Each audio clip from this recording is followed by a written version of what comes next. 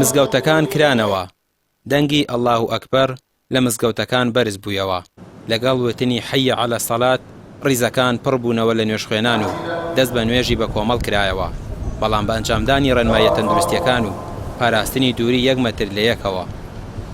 خواراوە بکرێتەوانێ و مسلمانان نوێژشتی خۆیان بکەن و تو بەرەو جەشنی قوربانە چێ و ئینشاڵڵا هیواداری حکوومەتی هەرێمیش کار ئاسانی کا بۆ خەڵکو بۆ مسلمانان و پێ خۆشحاڵم حەمد و سەنا و سپاس بۆ خوا کە مزگەوتەکان کراوە زۆر پێخۆشحاڵم و زۆر دڵخۆش. ئێمە دەمێکە لە مزگەوت دابڕاوین و مزگەوتیش تەوان شوێنی ساعەتی مسلمانە ئینشاڵڵا وەختم خوا ڕەحمە هەموو لای بکاو ئینشاڵڵا خوای گەورە لەم بەڵایە بە دوورمان کە. ئەمڕۆ گەلکی بکەف خۆشن بەکردناوان مزگەفتیانێ وإنشاءالله تعالى سليماني هرت كيف وخشي دبه وإن شاء الله أب نخشيها هان كورونا جي دوري في ملتي هر وفي خلقي هر وديرو هرمي كردستان تفدي هر يا ربي. والله دين الإسلام داوكاري إما الأخوي جورك دين الإسلام بالدوام به إما بهوي أم مزقطانو كمال إخوان إما حصل كان دائم كلاو به ونوري تياب كي تعدو كين ده دش حصل زور خوش حصل كي زور خوشي فيها كم كأمر مزقو كلاو تو هاتهم يا كم زان نجم تاكلوا. دەرگای مزگەوتەکان تەنها بۆ 5 نوێژە فەرزەکان کراونەتەوە. وەزارەتی ئەوقاف ڕایگەیاندووە تا دوای جەژن نوێژی هەینی ئەنجام نادرێت و مەراسیمی نوێژی جەژنیش ناکرێت، بەڵام دەوترێت بەشێک لە مزگەوتەکان نوێژی جەژن ئەنجام دەدەن.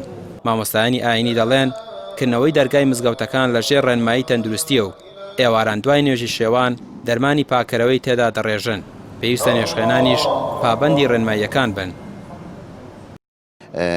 هەر ئەمڕۆ کە لەژنەکە قەراریان نا کە ڕۆژی شەممە مزگەوتەکان بکرێتەوە هەر ئەمڕۆ ئێمە لە نوێژی بەیانی وەکو مزگەوتی گەوری شاری سلێمانی مزگەوتمان کردەوە و خەڵکی ڕۆیان کردە مزگەوت بۆ نوێژی بەیانی و بۆ بەجێهێنانی فەرزەکان کە لە ڕۆژێکە 5 فەرزە مزگەوتی گەورە وەکو ناوجەرگەی شار و خەرەباڵغی و ئیسیحامی لەسرە ئێمە لە هەموو نوێژە فەرزەکانە داوا ئەکەین کە کردنەوەی مزگەوت معنای ئەوە نییە کە ئێمە پابەند دەمین بە ڕێنماییە تەندروستیەکانەوە کە ئێمە خۆپارێزی نەکەین لەگەڵ ئەوەی کە مزگەوت کراوەتەوە ئێمە واجبە لەسەرمان کە پابەند بین بە ڕێنماییە تەندروستیەکانەوە چونکە نەخۆشیەکە لە یازال هەر باقیە و ماوە لە نوێژەکانە خەڵکی ئاگادارەکەینەوە هەر لێرەشەوە داوا لە نوێژخێنانەکەین کە ڕۆکەنە مزگەوتەکان خۆپارێزی بکەن و ڕەچاوی ڕێنماییە تەندروستیەکان بکەن. ئێمە وەکو مزگەوتی گەورە نوێژخێنان نزیکەی مەترێ لە یەکەوە دوور لە کاتی نوێژکردنە و مزگەوتیش هەموو شوێ پاگەکرێتەوە و تاقیمەکرێت.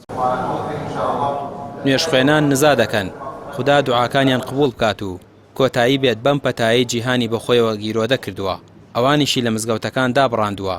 مزگەوتەکان و نوێژە بە کۆمەڵەکان دڵ و دەروون ئارام دەکەنەوە و مای ئاشتی و ئاشتەوایین بۆ کۆمەڵکە. داواکاریشن لە وەزارەتی ئەوقاف جارێکی دیکە دەرگای مزگەوتەکان دانەخاتەوە چونکە نوێژخوێنان پابەندی تەواوی ڕێنماییەکان دەبن. ڕامیار عوسمان، کەناڵی پێام، سلێمانی.